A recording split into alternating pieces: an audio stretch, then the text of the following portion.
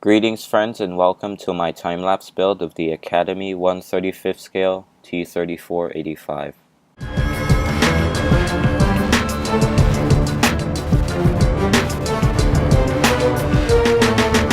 I started by removing the 3-piece hull from the sprue with some wire cutters, and I assembled it with some TAMIYA cement. The kit also includes a bulkhead to be attached to the middle for extra rigidity, and you can possibly add some interior details or figures if you like.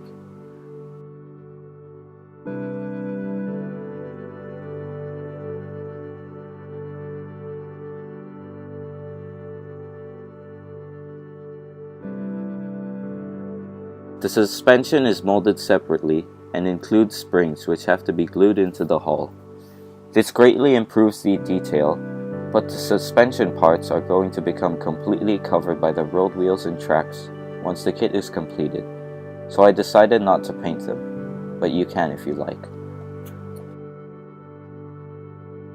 The suspension arms have to be attached to the hull, and since this is a new tooled Academy kit, the parts aligned properly and there were no fit issues.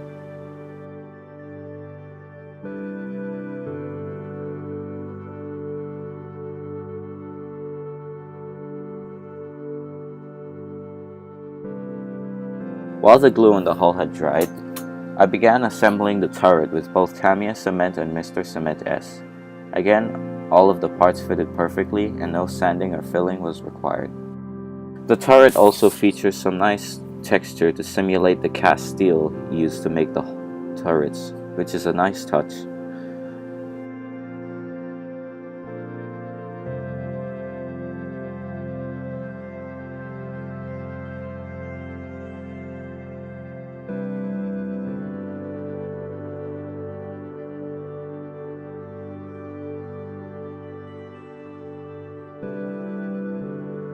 The barrel is also molded as one piece with a small seam along its length, which I easily removed with TAMIYA 320 grit sandpaper. Then it was attached with TAMIYA cement and reinforced with Mr. Cement S.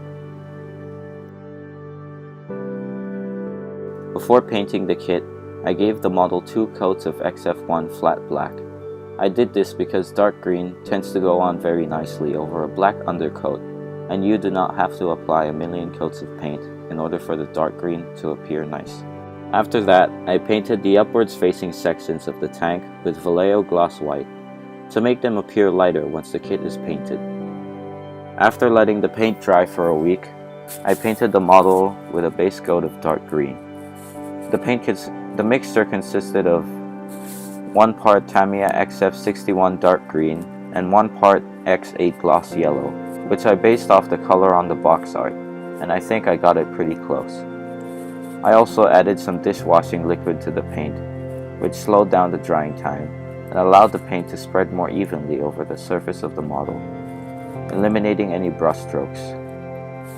Make sure you use dishwashing liquid that is designed for hand washing, as dishwashing liquid designed to be used in a dishwasher can damage the paint.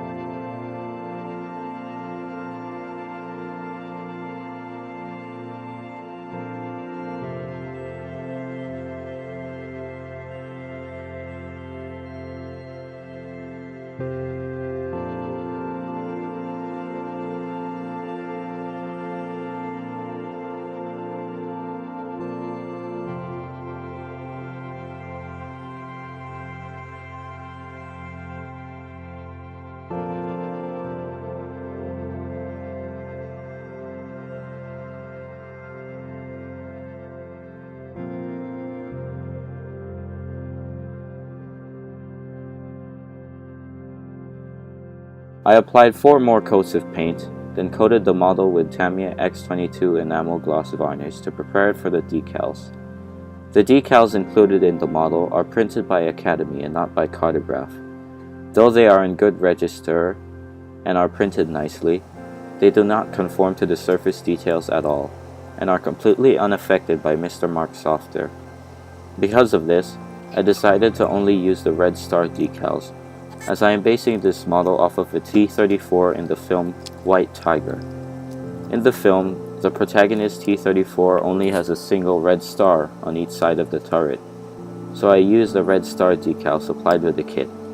Had I gone with the regular markings, the decals would have silvered, ruining the look of the model. After the decals dried, I applied a single coat of Vallejo matte varnish to seal everything, and to prepare the model for weathering. Firstly, I gave the model a coat of Vallejo model wash to give it a slightly dirty look. Then, I applied some light yellow chalk powder to make it look dusty. I applied a thick layer of light mud onto the lower hull and a very thin filter onto the rest of the model.